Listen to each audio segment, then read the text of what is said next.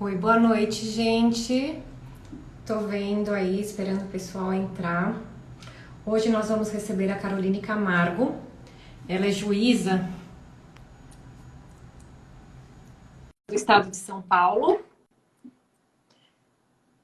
Vamos aguardar a Carol entrar. Bem-vinda, Carol. Oi, Ju, tudo bem? Tudo bem? É um prazer ter você aqui, amiga. Seja muito bem-vinda.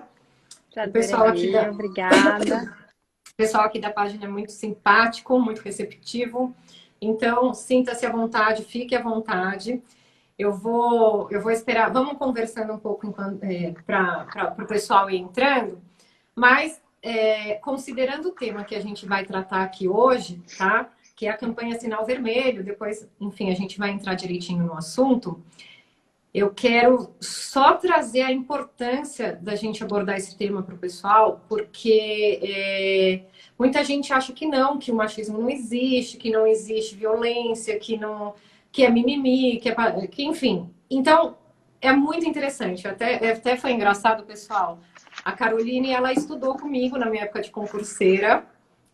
Ela é personagem do Manual de Estagiário, tá? Duas vezes, inclusive, homenageada lá.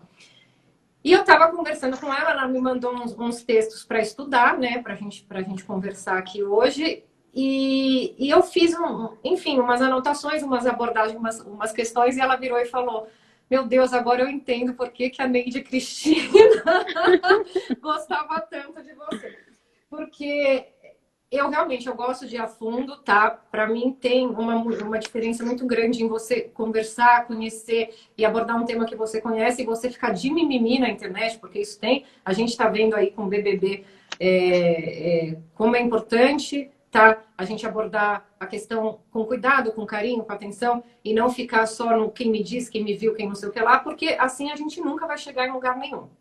Então, o mais engraçado que eu vou trazer aqui eu fui buscar essa história de violência doméstica, como começou, quando que a sociedade começou a se preocupar, para a gente chegar no dia de hoje no contexto que está. E eu descobri que foi, deixa eu até anotei o ano, porque foi lá atrás, foi em 1791, quando morreu o Mozart, que se trouxe essa abordagem no sentido de que como, né, o que levou ele à morte, até hoje não se sabe, mas desconfiam que seja a água tofana. Já ouviram falar de água tofana? O que é a água tofana? A água tofana, ela é uma mistura que hoje em dia dizem que na época devia ser feita com arsênico, mas ninguém sabe ao certo, criada por uma mulher chamada Gilda Tofana, que era uma mulher, uma farmacêutica da época mas que naqueles tempos já era meio considerada meio bruxa, meio tudo, eles não valorizavam muito. E essa mulher era muito defensora de outras mulheres, dos direitos femininos, dos direitos humanos, etc. E ela vendia isso, essa água tufana, na verdade, eu não sei se ela, até que ponto ela comercializava ou dava de graça, para mulheres que vinham sendo vítimas de violência doméstica. Por quê? Porque naquela época as mulheres casavam, né, eram dadas em casamento, porque elas não tinham opção, era muito raro casar por amor, com 13, 12, 13 anos de idade, na primeira menstruação, e. e que fofo. Realmente. Para homens de 40, 50 anos. Então, tipo, para mim, para você, a gente entende, tal, mas para crianças são velhos, são uns fósseis. Então, você imagina você com 12, 13 anos de idade tendo que casar com um velho para virar uma empregada doméstica desse velho. E esses homens, né, era normal, era comum na sociedade, eles faziam de tudo com as mulheres. Então, eles batiam, eles tratavam como animais, como tudo. A família não aceitava um divórcio, você não tinha opção de um divórcio, isso não existia na sociedade. Então, e não tinha para onde você recorrer. Aquilo era normal. Então, o que restavam a essas mulheres vítimas de violência? Era matar o marido. Engraçado isso, né? Você vê como é importante a evolução jurídica, a evolução da sociedade, porque não tinha o que fazer, a sociedade não aceitava. Ou elas morriam espancadas, ou elas matavam o marido. E para a morte ser uma morte disfarçada, elas iam pingando a água tofana, envenenando, né, o marido aos poucos, porque não dava para pegar em autópsia, não dava para descobrir a causa mortis, e elas saíam livres daquele casamento horroroso. Então, você vê, é um extremo, óbvio, ninguém está falando aqui, olha, você vai lá e mata seu marido, óbvio que não. O que a gente está falando é a importância de conscientizar a sociedade, de você abrir ao diálogo. Hoje em dia, a gente não tem noção do quanto foi importante a evolução da sociedade para a mulher ter a opção de ir para o mercado, a mulher ter a opção de se separar, a mulher, sabe, ter o acolhimento, hoje em dia, a compreensão dos outros. Porque você imagina naquela época, eu com 12 anos, olha minha sobrinha, minha filhada, ela tem 12 anos.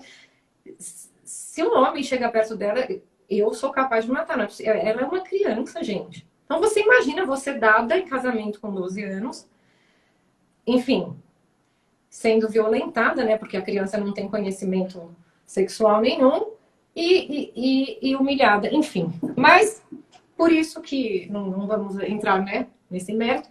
A questão e veio toda uma evolução na sociedade muito lenta, passando, enfim, por inúmeros países, inúmeras histórias, mas chegamos no Brasil com a famosa história da Maria da Penha. O que aconteceu com a Maria da Penha?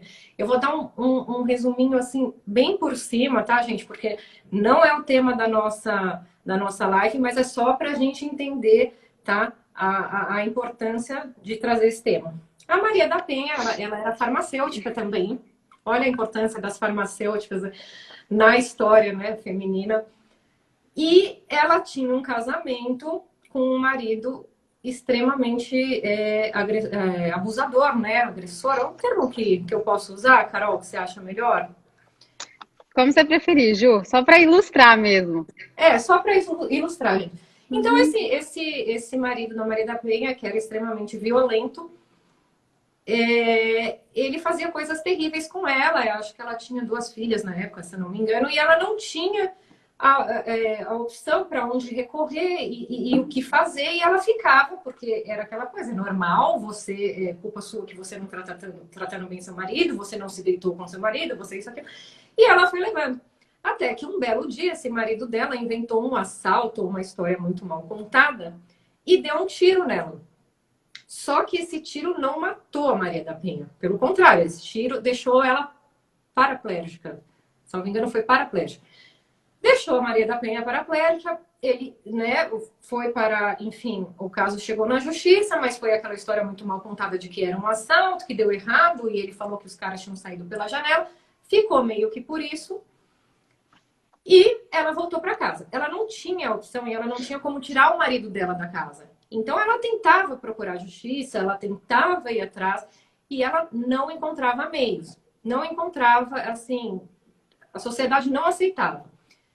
Até que, um belo dia, ela estava tomando banho de banheira, salvo engano, foi essa história. Se eu tiver errado em algum ponto, por favor, sintam-se livre para me corrigir.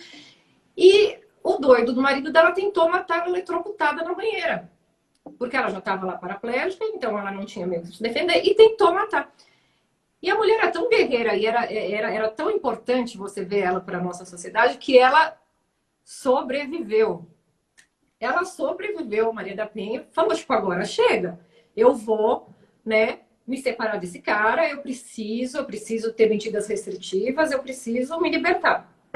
No entanto, a justiça não aceitava essa libertação da Maria da Penha.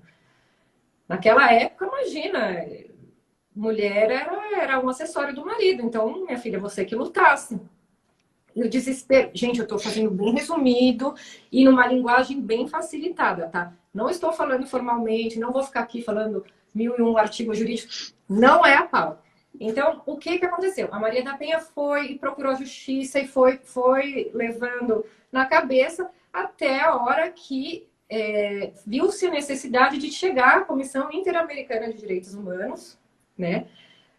Para intervir na justiça brasileira e falar, meu Deus, vocês estão vivendo em que época? Que época é essa que permite uma mulher ser praticamente assassinada dentro de casa 2 vezes pelo marido e a justiça não faz nada? E foi aí que surgiu a Lei Maria da Penha e foi aí que a justiça brasileira deu um grande avanço na questão da violência doméstica e domiciliar contra a mulher. Então, o que eu achei muito legal, e agora eu vou passar a bola para a Carol, foi não só toda essa conscientização que vem da Lei Maria da Penha, aqui no nosso país principalmente, mas o que a justiça percebeu e como a justiça se adiantou, visto a pandemia, o que começou a acontecer e o que levou ela a criar essa campanha muito legal, que é a campanha do Sinal Vermelho. Então, para isso, eu convidei a Carol. Carol, a palavra está com você. Seja muito, muito bem-vinda. Por favor, se apresenta para o pessoal, fique à vontade. Vamos lá, obrigada, Ju, obrigada pelo convite, pelo espaço aqui no canal Sou Direito. A gente sabe que tem uma abrangência enorme, não só do público da área, né, especificamente, estudantes de direito, mas pessoas de fora que também acompanham sua página, em razão do seu humor aí, que a gente sabe que é natural. Eu te conheço desde a época do cursinho e agradeço realmente o espaço, a oportunidade de falar sobre esse tema, porque eu acho que, assim, existem vários tabus, por mais que a gente tenha, de fato, a Lei Maria da Penha, a gente ainda tem como tabu a questão da violência doméstica. Muitas vezes não é falada, não é explorada. E a gente vai falar hoje sobre a campanha, especificamente sobre a campanha do Sinal Vermelho. Então, eu gostaria de agradecer aí o Seu Direito pelo espaço, tá?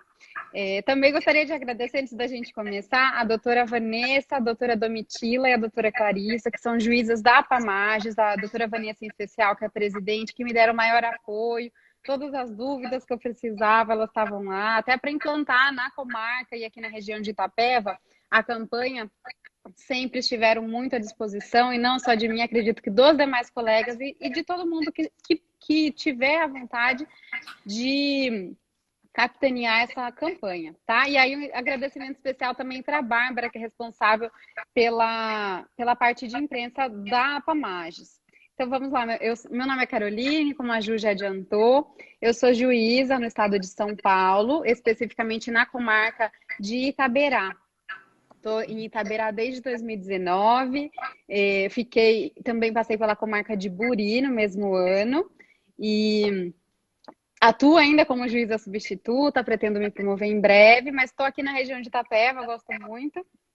Próxima à minha Fico família. emocionada, olha, quando eu vejo meu Ai. Próxima à minha família. Assim, tô bem feliz que eu vi bastante gente conhecida aqui já aparecendo, viu o pessoal da advocacia, da comarca, colegas juízes, o pessoal do fórum também, amigos, até minha mãe já apareceu aqui, que é Uma Juviu. fofa. E aí, vamos falar então sobre a campanha do Sinal Vermelho. Como que funciona especificamente essa campanha? Ela surgiu justamente por um olhar, eu acho que uma sensibilidade de algumas magistradas, inclusive, que se reuniram. Parte delas eu já mencionei, que é a doutora Vanessa, a doutora Domitila e a Clarissa. E o que aconteceu? No início da pandemia, no ano passado, a gente notou que houve uma diminuição sensível em relação às notificações dos casos de medidas protetivas, a solicitação, notificação em relação a agressões que, infelizmente, são muito comuns no nosso dia a dia, principalmente, assim, eu que atuo em vara única, ainda não estou em vara especializada, assim como na capital. Acredito que a doutora Vanessa, que está em uma vara especializada, receba muito mais notificações, pedidos de Maria da Penha do que eu, mas assim, a gente notou, juízes mesmo do interior, a gente notou que houve uma diminuição muito grande nos pedidos de protetiva. E, por outro lado, houve um aumento sensível dos casos de feminicídio. E aí, quando você tem esses dois dados em contraponto, você percebe, assim, que a conta não fecha, porque para haver o aumento de feminicídio, necessariamente tinha que ter havido um aumento das notificações referentes aos casos de violência no início do ciclo, já no início do ciclo da violência doméstica, né, que a gente recebe esses casos na vara. E não era o que estava acontecendo. Então, o que se constatou? Que, na verdade, não é que a pandemia gerou uma diminuição dos casos de violência doméstica, mas gerou, na verdade, uma subnotificação. Porque a partir do momento em que a vítima ficava praticamente confinada com o agressor 24 horas por dia, isolada, sem ter contato com outras pessoas em um ambiente externo, com a pessoa vigiando-a o dia inteiro, vamos dizer assim, sem ter acesso a um telefone, alguém para conversar, ela não tinha esse espaço para notificar, para pedir ajuda, para pedir apoio, enfim. E a partir dessa percepção, vamos dizer assim, surgiu um movimento, uma preocupação por parte do Poder Judiciário, em especial pela AMB e pelo CNJ, que se reuniram para buscar alternativas para essas mulheres, antevendo situações realmente piores. Falou assim, a gente precisa se preocupar, porque a magistratura, mais do que receber os casos, a gente tem essa função social de acolher a sociedade. Então, qual que foi o trabalho inicial? Através dessas discussões, a juíza Domitila, inclusive, me contou, e tem uma curiosidade, assim, foi muito interessante. Como que se chegou na questão do X, né, do sinal vermelho? Conversando com colegas, não só do Brasil, mas de fora do Brasil, juízes da Itália, juízes da Índia, de outros países, porque a pandemia, como a gente sabe, não é uma coisa regionalizada, não é uma coisa do Brasil, é uma coisa do mundo. Então, se a gente está enfrentando esse tipo de problema, essa situação, nos outros lugares do mundo também. Então, a gente buscou esse apoio fora. E aí a juíza Domitila contou que teve uma colega da Índia que falou que sugeriu, né? Porque na Índia existe o red dot, que é o ponto vermelho, que eles falam que para a mulher, quando ela está sofrendo algum tipo de violência e ela quer buscar esse apoio, ela faz esse ponto vermelho na mão e pede apoio no lugar que seja. As pessoas vão conseguir compreender e vão entender. E aí, a partir dessa ideia, os magistrados aqui do Brasil se inspiraram nessa ideia da Índia e pensaram na questão do batom vermelho ou qualquer outro instrumento que sirva para fazer a marcação na mão. Por que inicialmente a ideia do batom? Porque o batom é uma coisa que normalmente a gente tem fácil acesso nas farmácias mesmo, fica nos expositores. Tem um questionamento que se faz normalmente e que realmente a gente tem que fazer, né? E se a pessoa fizer esse sinal, vai ficar com a mão marcada, o agressor vai saber e vai bater na pessoa ali na farmácia mesmo. Mas a questão mesmo do batom, você tem a possibilidade de retirar com álcool, enfim. A farmácia, ela inicialmente é um ambiente propício, tanto porque tem o acesso a esses instrumentos de denúncia, é um local que está sempre aberto, que tem em todos os bairros, é acessível a toda a população, independentemente de classe social, tem profissionais que são preparados, que são da área da saúde, eventualmente até capazes de prestar primeiros socorros, dependendo do grau da tipo violência. Isso, do grau da violência, se já chegou a ser uma violência visível ou não. E o que aconteceu? Houve uma adesão muito grande a partir do momento em que teve esse contato, surgiu a ideia. Pode falar, Ju.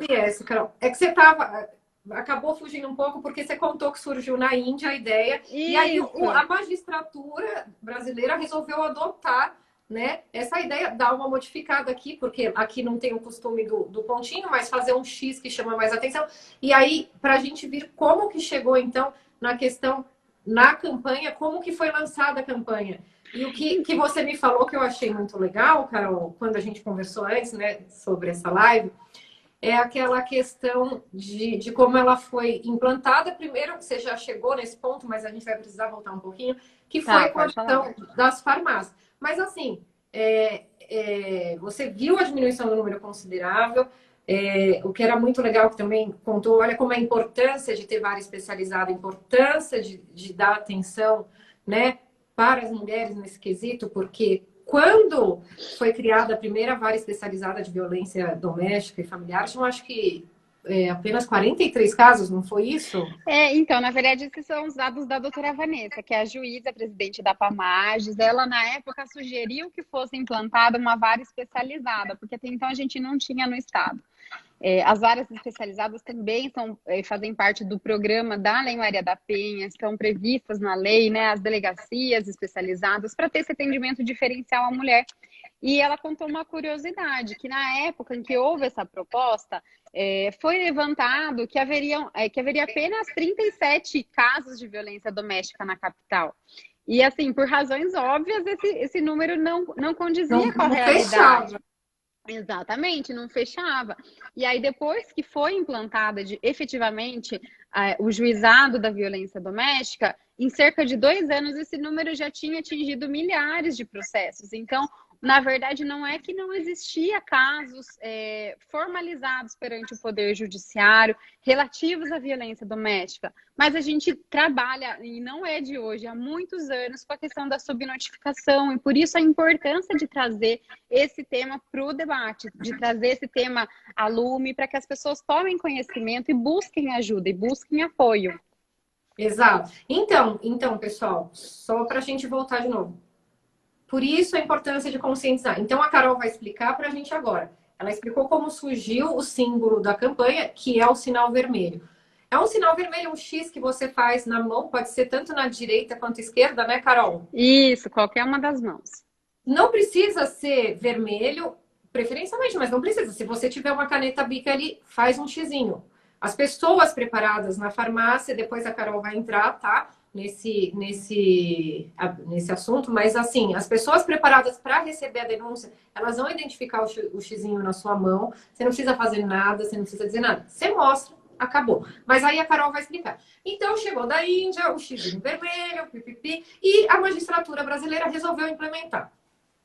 Isso, foi inspirado, na verdade, né? Porque estava se buscando uma alternativa para esses casos de violência, e aí, tendo essa inspiração como referência, a forma de proteção que a Índia tem, de amparo às mulheres vítimas de violência, fez uma releitura, vamos dizer assim, fez uma releitura brasileira aqui para facilitar, porque a gente não tem acesso a esses pontos vermelhos, enfim, que é algo muito cultural. E aí trouxe para que a gente conseguisse implantar aqui, pensou-se da maneira que seria mais prática, né? Que seria o batom na mão. Batom é algo bem feminino, ele estampa a campanha até remetendo, né, a um símbolo da feminilidade, enfim, mas isso pode ser feito de caneta. Inclusive, a gente tem um dos casos que foi narrado, até aqui no estado de São Paulo mesmo, é de uma mulher que estava na rua com o companheiro, avistou a polícia militar e fez simplesmente a indicação do X para a polícia ver. Nesse momento, a polícia já tomou a iniciativa de interceptar o casal, enfim, e fazer a acolhida inicial. Então, quando a gente pensa, na verdade, em rede de proteção, à mulher, normalmente a gente se remetia normalmente ao atendimento inicial a uma delegacia, a acionar a polícia, a mulher diretamente acionando a polícia. Então, a principal proposta dessa campanha é expandir essa rede de proteção, é trazer novos pontos, que não apenas uma delegacia, que não apenas pegar o telefone quando você não tem uma oportunidade de estar sozinha em casa para acionar a polícia militar. Esse contato é muito importante falar sobre isso, porque esse contato da farmácia ele pode ser feito por terceiros. Então, eventualmente, essa mulher, ela está passando por uma situação de violência doméstica, mas ela não consegue ligar, não consegue nem sair da casa. Vamos fazer essa suposição, né? Que ela não consegue nem ir numa farmácia. O que ela pode fazer? Pode avisar uma vizinha, essa vizinha vai lá, chega até o balcão da farmácia, colhe os dados e depois esse procedimento tem vida própria, vamos dizer assim. Porque a partir do momento em que a polícia é acionada, ela dá continuidade a esse atendimento. Tá. Então, vamos ver se eu entendi certinho. Então, a magistratura, ela capacitou os farmacêuticos para que eles possam identificar uma situação de assédio, de violência doméstica e lidar com a situação. Então, o que eles fazem? A mulher ou um terceiro chega com um sinal ou comunica de alguma outra forma, mas o sinal, basta você fazer o X, não precisa falar nada, discretamente mostrou a mão, um X na mão, e a pessoa, o farmacêutico, a farmacêutica, ela vai tomar as medidas cabíveis. O que é muito importante enfatizar aqui, gente, o farmacêutico ou um terceiro que recebe esse sinal, ele não vai ser responsabilizado, não vai ser chamado como testemunha, ele simplesmente vai ser um instrumento, né, de comunicação com o órgão responsável, no caso a polícia, né, Carol? É Isso, na isso? verdade, ele é uma ponte, né? Uma ponte. Entre a vítima e a denúncia. Ju, só voltando um pouquinho em relação ao que você falou, para a gente deixar claro, não é que a magistratura capacitou os farmacêuticos e nem as farmácias. A Ah, gente buscou o apoio desses profissionais porque as farmácias elas passam essa maior confiabilidade para as pessoas em geral. As farmácias são locais que estão sempre acessíveis, como eu já mencionei anteriormente, e o apoio da rede farmacêutica ele foi feito de imediato. Aqui eu vou até mencionar que a própria, acho que a presidente da nossa AMB, Associação dos Magistrados do Brasil, entrou em contato com a Abrafarma, que é responsável pelas farmácias e acabou acionando as grandes redes para permitir que essa campanha tivesse uma abrangência imediata.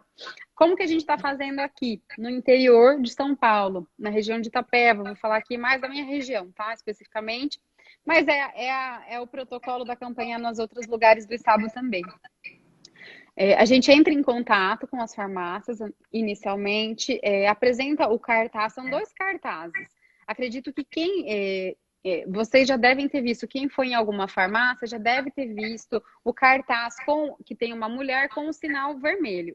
Se na farmácia tiver esse cartaz, você pode ficar tranquila que neste local provavelmente as pessoas já estão capacitadas para receber as mulheres que são vítimas de violência doméstica.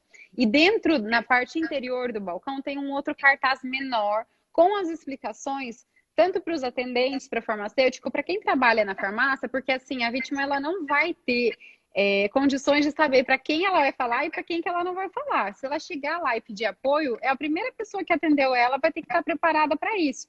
Então, essas orientações, elas vão estar do lado de dentro do balcão da farmácia, indicando o número da polícia para ligar, indicando que a pessoa que acionar não vai ser arrolada como testemunha no futuro processo criminal, salvo se a lesão tiver acontecido dentro da farmácia, tá? Se ele a presenciou violência. efetivamente a violência, enfim.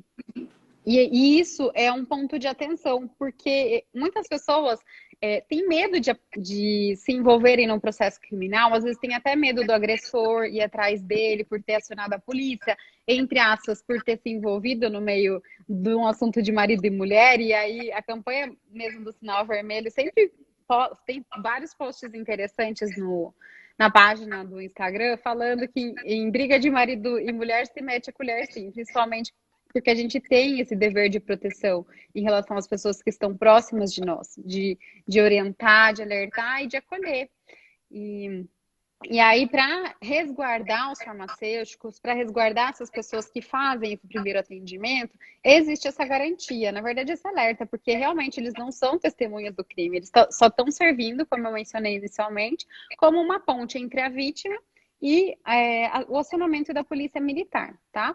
O que mais, Ju, que você quer saber? Então, a vítima é uma coisa que a gente também precisa deixar muito claro.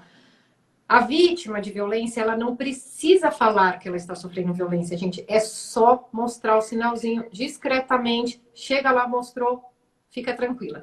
Se possível, o farmacêutico ele vai encenar ali alguma coisa para ele pegar os dados da vítima. Então, esse remédio, eu preciso do seu RG para bula, e eles estão treinados para isso.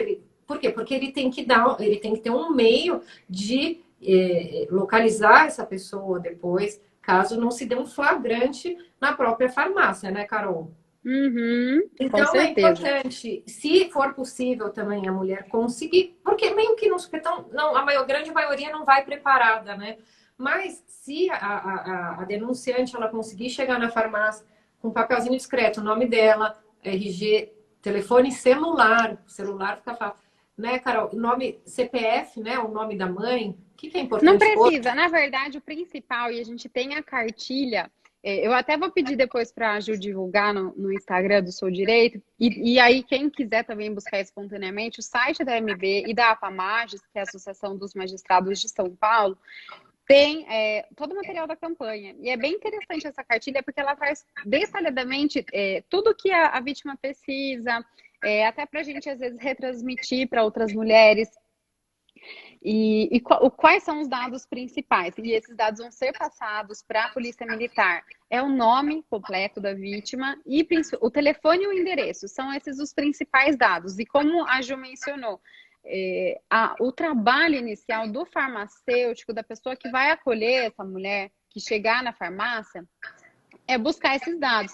E aí, para quem atende balcão da farmácia, enfim, para quem estiver ali fazendo esse atendimento inicial, há 2 pontos que têm que ser observados com muita cautela. O primeiro deles é a tranquilidade ao receber essa pessoa, e o segundo deles é a discrição, porque a gente não sabe se essa pessoa está acompanhada, se ela está sendo observada ou não, tá? Então, é principalmente isso, ter tranquilidade ao receber esse chamado, ao receber essa denúncia. E o segundo deles é ser discreto, buscar alguma coisa, agir com naturalidade, como se estivesse realmente fazendo ali o seu trabalho rotineiro.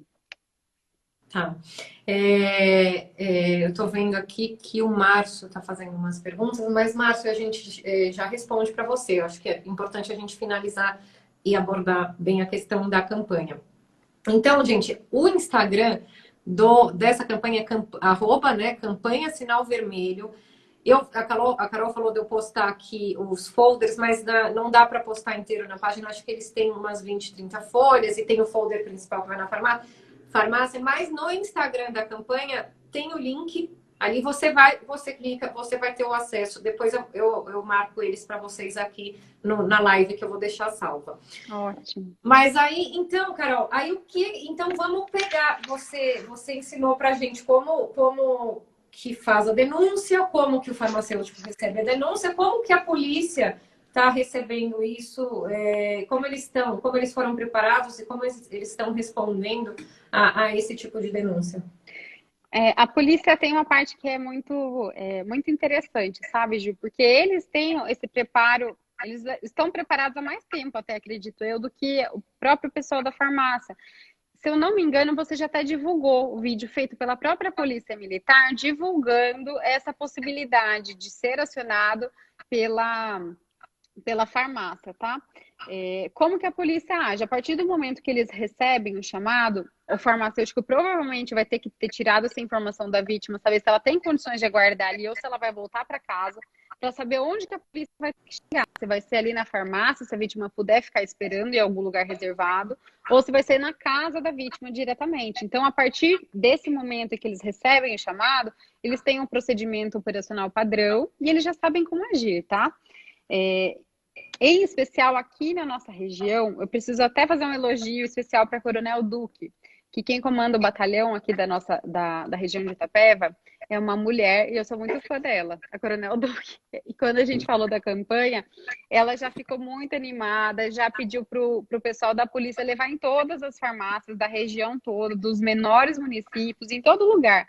A gente tem hoje esse apoio e quando os policiais chegam para fixar o cartaz, eles já passam uma orientação para quem está ali dentro para fazer o acolhimento da vítima, sabe? A partir do momento em que chega.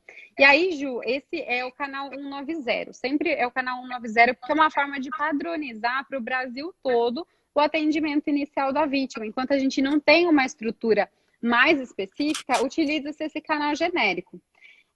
Hoje, inclusive, eu testei na cartilha que eu mencionei para você, tem um canal que chama Central de Atendimento à Mulher, que é um canal para o Brasil todo, disponível 24 horas por dia, de segunda a segunda.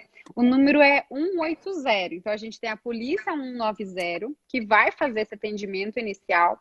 E esse canal 180, inclusive, eu liguei hoje para testar como que funciona. Peraí, Carol, você Fala, vai... Ju. Deu uma cortada. Você foi falar, inclusive o canal, esse 180, aí cortou. Então, repete.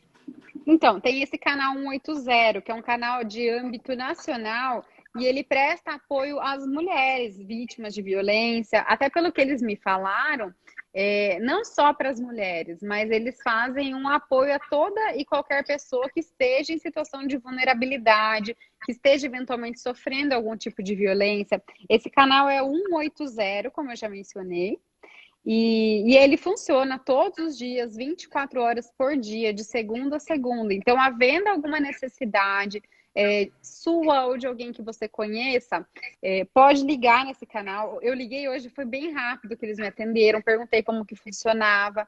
Se você eventualmente não consegue fazer essa denúncia, não consegue sair de casa, você aciona através desse canal e eles fazem uma notificação para a rede municipal de proteção. Então, dão outras orientações. Então, é um canal bem interessante. É um canal bem interessante para quem precisa desse apoio, sabe? Seja mulher, seja idoso, para pessoas com deficiência também, eles têm esse atendimento. Então, no canal 180 a gente pode denunciar não só a violência doméstica, mas casos de escravidão, que infelizmente a gente viu que temos até hoje, né? Casos de... Você viu a história do menininho preso no barril? Eu vi, Ju. Gente, Muito triste. uma pessoa tem que ser muito doente para fazer uma coisa. Gente, o que vocês virem que esteja ocorrendo neste âmbito de pandemia, que você vê que a pessoa está impossibilitada de denunciar, tá? 180, 180 ou 190. Pelo que eu entendi, o 180 é mais específico, mais Ele vai preparado. trazer uma orientação, na verdade.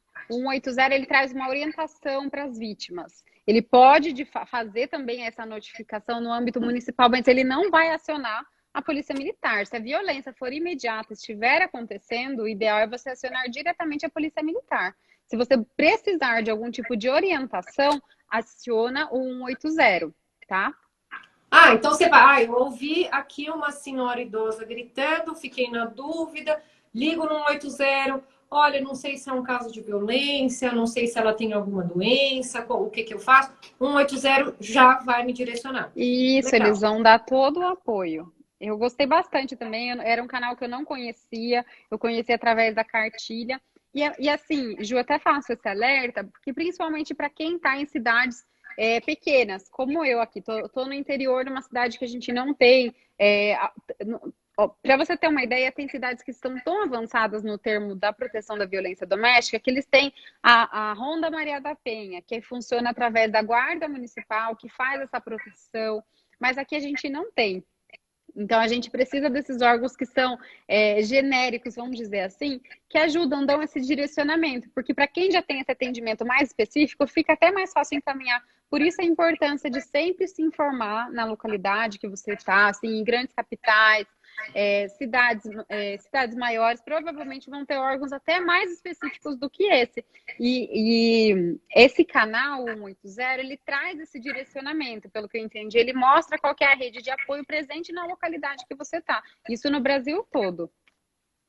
Porque eu vi uma pergunta interessante que foi feita aqui, me perdoa a pessoa, eu não lembro o Não nome. tô vendo também. Deixa eu ver aqui. Ela foi a Cotequeus. Bom, gente, não sei falar. Mas ela está perguntando aqui se Verdade. é uma campanha de âmbito nacional. Eu também tenho essa dúvida, Carol. Tá, a campanha, como eu mencionei, e aí eu falo em sigla, às vezes para mim é uma sigla simples, mas para vocês não, né? Então, o CNJ, ele é o Conselho Nacional de Justiça, é um órgão de abrangência nacional. A Associação dos Magistrados do Brasil também é um órgão de abrangência nacional. E essa campanha ela foi iniciada e foi lançada pela presidente da MB, que é a doutora Renata Gil.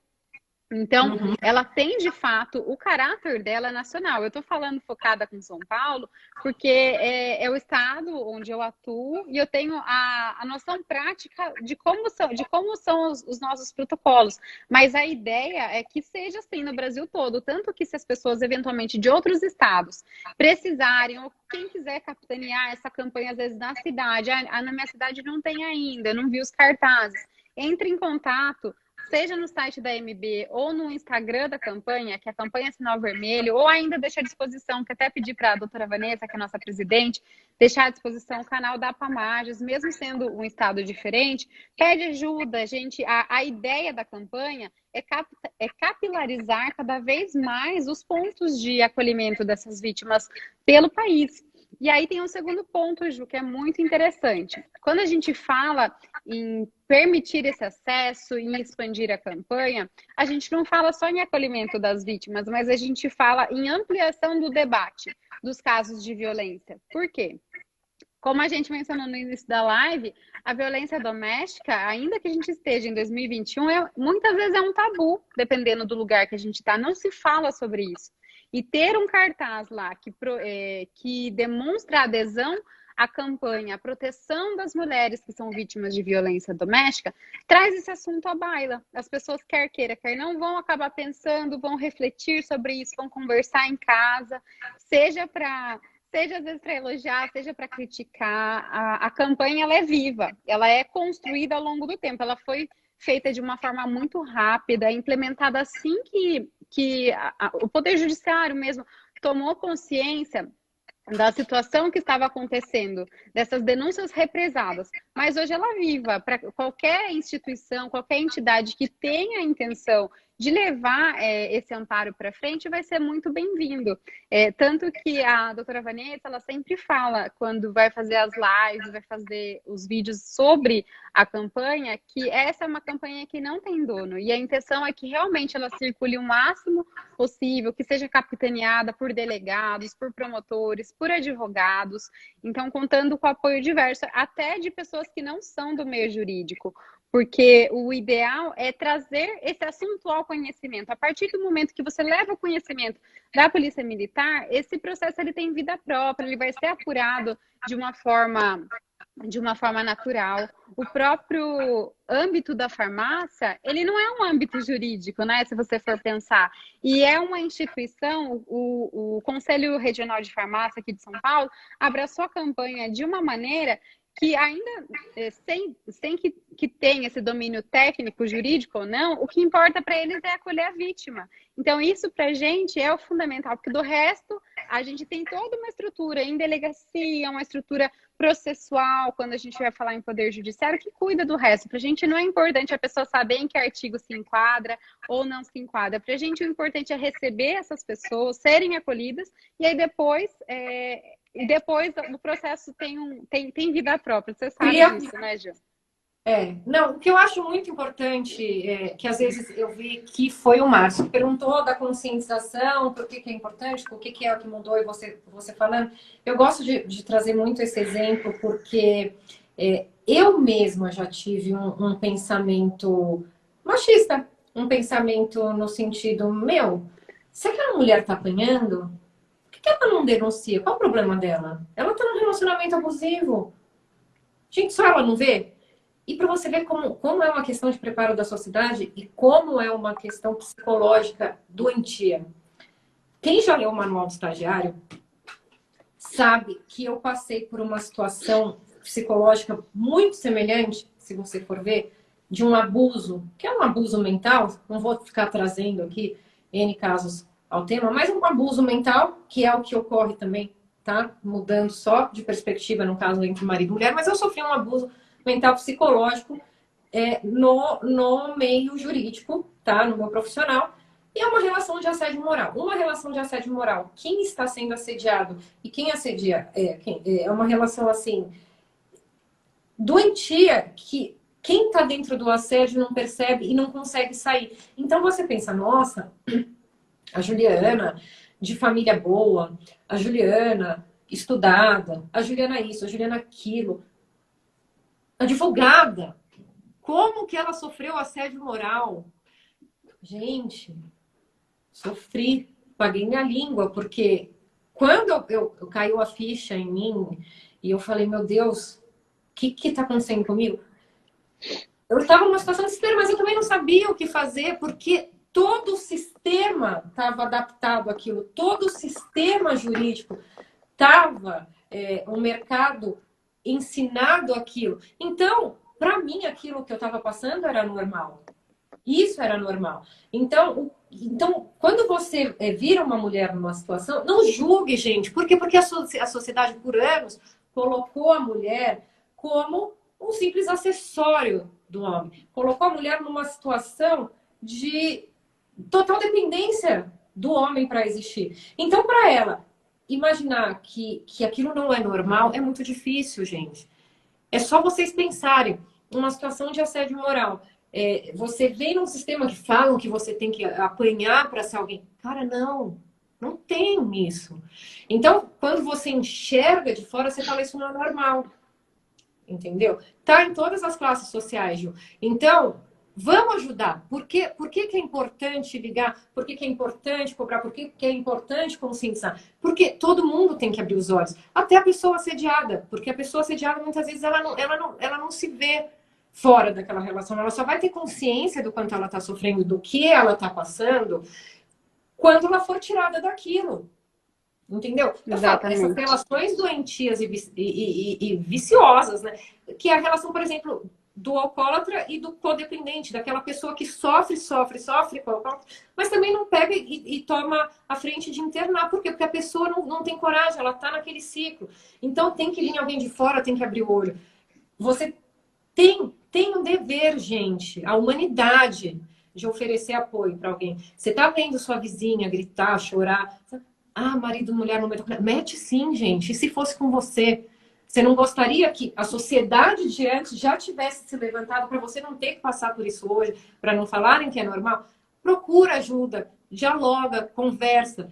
Para o pessoal, é uma campanha nacional, então vai na sua idade, vá na sua cidade, vá nas farmácias, veja se tem o folder da campanha. Se não tiver, conversa com o farmacêutico, conversa com o juiz da cidade, com a juíza, né, Carol? Isso. Cobrem gente, a sociedade, a magistratura está aí, os farmacêuticos estão aí, está todo mundo aberto, então vamos unir a sociedade, vamos conscientizar. Você pensa que uma pessoa ali no seu lado pode estar sendo espancada, pode estar sendo escravizada, e ela não tem a mínima noção, então ela tem que ver, ela tem que saber que aquilo não é certo. Você tem que ter a possibilidade de trazer isso. E se sinta assim, ai, se eu errar, se eu ouvir, mas eu não tenho certeza se aquilo, se a pessoa estava apanhando ou estava sofrendo, mas você não vai ter ônus nenhum. Você só vai comunicar. É aquela coisa, pelo menos minha consciência está limpa. Então comunica, faz a sua parte, gente. Por quê? Porque a partir do momento que a consciência se abre, que expande o conhecimento, parece que dá um clique na cabeça das pessoas. E muitas pessoas que estão numa relação de assédio, por mais que elas, naquele primeiro momento, não enxerguem, vai começar a repensar, vai começar a cair a ficha, porque ela vai pensar, bom, eu não vou mais ficar aceitando isso. Eu tenho a possibilidade de ir na farmácia aqui da esquina e só mostrar a mãozinha. E acabou, gente. Então, é isso. A gente tem que levar para frente. A gente tem que ir atrás. Vocês estão vendo aqui que a nossa magistratura, eu fiquei muito orgulhosa, porque a justiça brasileira, ela tá vindo assim em grandes campanhas e tá, enfim, se mostrando muito importante, né, nesses últimos tempos.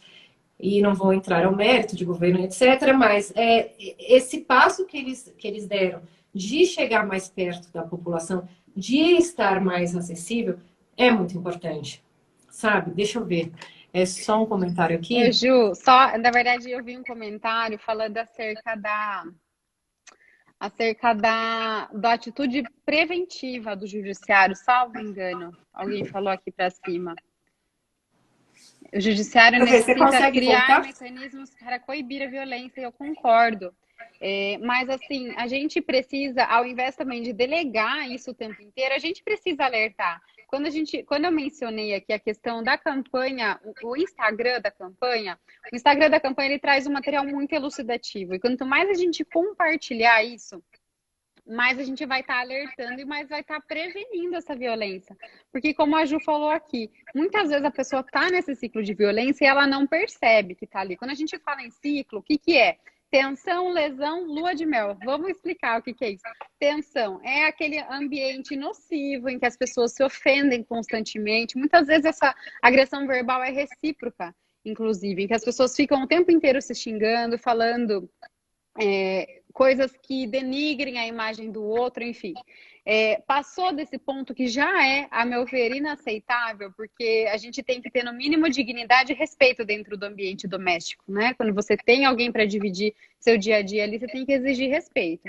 Passou disso, a gente vai falar em lesão, que é quando a violência ela deixa de ser simplesmente não, porque é uma coisa grave também. Ela deixa de ser psicológica e ela passa a ser física.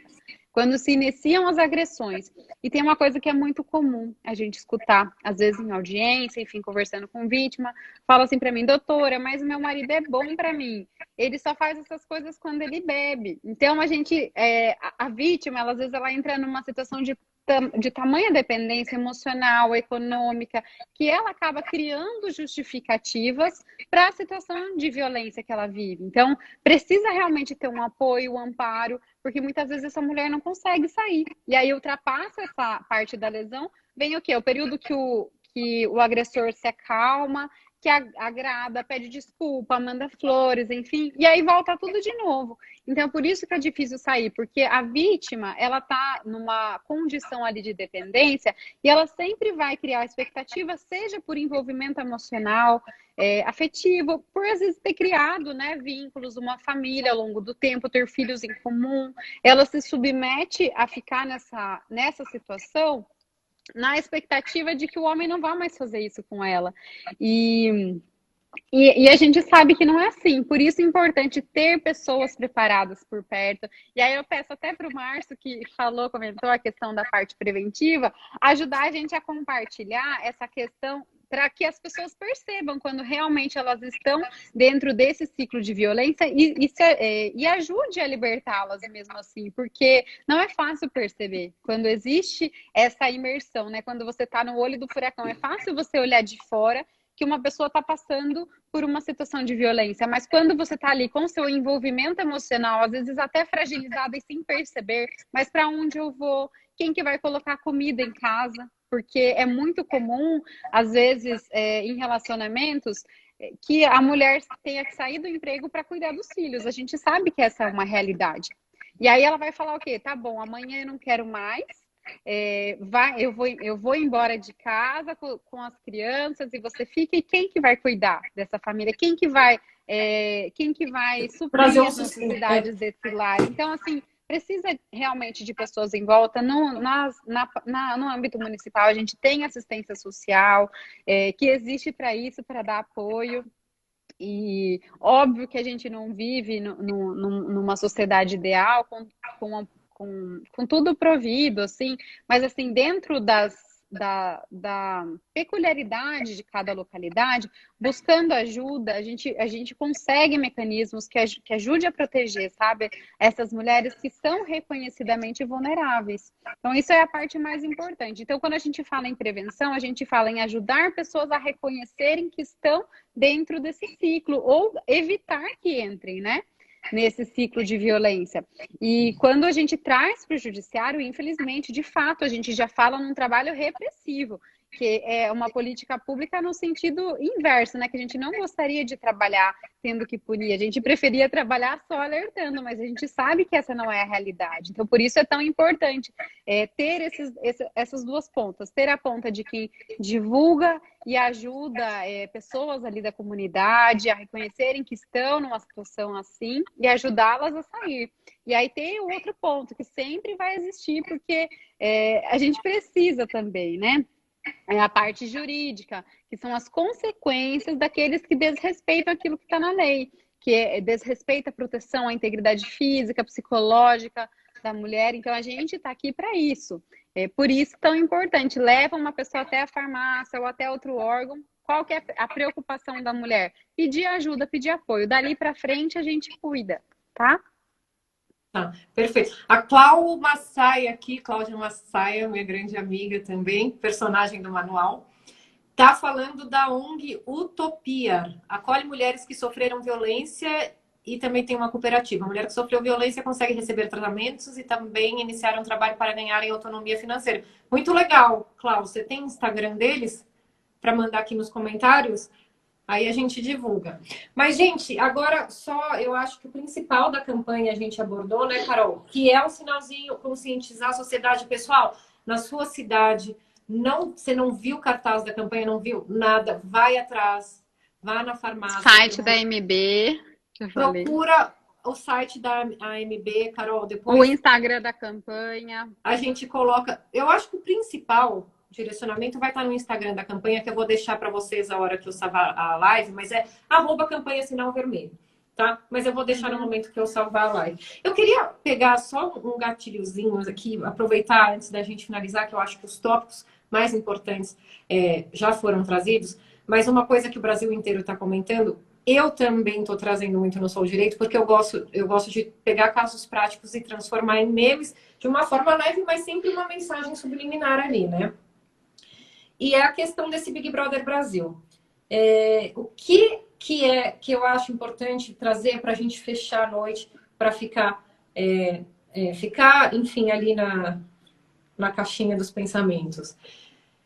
A violência, gente, ela não é só física. A violência, ela é psicológica, e a violência psicológica pode ser tão mais dolorosa e doentia e difícil de ver do que a física. Então, vocês viram o que aconteceu, tá, com a Carol Conká, com a tal da Lumena, com o tal do Daniel, Lucas, né? Desculpa. Então a gente via, o menino não era santo, ok, tinha problemas com álcool, mas nada justificava uma pessoa vir e destruir todo o psicológico do cara e destruir todo o ambiente que tinha ali ao redor dele, deixando a pessoa completamente impossibilitada de tomar alguma atitude. Então, vocês querem saber como está uma mulher numa situação de violência doméstica, por que ela não age, por que ela demora a fazer algo? Você pega esse BBB e usa de exemplo, gente. A pessoa, ela tá tão destruída por dentro, tá se sentindo tão lixo, que ela não sabe o que fazer. E ninguém, a sociedade, no caso a gente vê com os outros participantes, como seria a sociedade reagindo. Ninguém faz nada. Todo mundo acha normal. Todo mundo toma o lado do mais forte. Então, por que é importante conscientizar? Para a pessoa começar a se sentir fortificada, começar a ver o que está acontecendo, começar a criar a coragem de denunciar. Então é legal a gente ver, não sejamos, gente, Lumenas e Carol Conká. Vamos parar de julgar. Eu falo que a militância é uma coisa muito perigosa, porque tem uma grande diferença entre você militar e você conscientizar, tá? Então, se eu chego falando, porque você é uma burra que sofre violência, você é um agressor que bate... Cara, eu não vou ajudar nada, eu só vou causar um horror. Agora, a partir do momento que você conversa, que você conscientiza, que você vai atrás, aí sim você está fazendo a sua parte. Aí sim você está saindo da posição de militante Lumena ou de jogador Carol Conká, ou vice-versa, entendeu, gente? Então é importante, se vocês querem pensar como alguém reage a uma situação de violência doméstica, de uma violência psicológica, você olha esse BBB. É um grande exemplo. E se vocês querem saber em que posição vocês estão no jogo da vida, é só vocês virem que personagem você mais se identifica. A partir do momento que você vê uma situação de violência, que posição que você tomaria? Você ficaria ali quieto, sem fazer nada? Porque você me desculpa, quem fica ali sem fazer nada, pra mim, planta, tamanho... E travou aqui para mim. Então, gente, vamos pensar. Vamos usar a fofoca prática do dia a dia para pensar, tá? Carol. Vamos encerrar. Ju, na verdade, só para aproveitar um ganchinho do que você falou, a proposta principal da campanha é dar voz à parte vulnerável dessa história, porque muitas vezes essas mulheres, no silêncio do seu lar, elas têm a voz delas ficou ainda mais abafada por conta do isolamento social, da pandemia, e por isso é importante a gente levar isso para frente, chamar a atenção para esse discurso, para esse diálogo, trazer a lume mesmo a questão da violência doméstica, a vulnerabilidade no lar, seja ela violência psicológica ou física, e lembrar aqui, por fim, o que eu já mencionei lá no início, que essa campanha do Sinal Vermelho não tem dono, que ela nasceu no judiciário, mas pertence a todos. E quem quiser participar e engrandecer, levar essa campanha para frente, vai ser sempre bem-vindo, tá? Busquem nossos canais de apoio da AMB, da Pamages e da campanha do Sinal Vermelho, para levar para todos os lugares desse Brasil. Carol, você viu que está contando contagem regressiva aqui em cima, não né? Vi, não tá aparece para você? Mim, não. A gente vai ter que fechar, senão eu não vou conseguir tá salvar a live. Beijo. Pessoal, amei, muito obrigada, Carol. Eu vou te chamar de novo depois, uma próxima live, para a gente conversar, enfim, sobre outros temas, porque eu amei, foi muito legal. Tá bom, amiga. Beijos. Gente, boa noite, obrigada, beijos.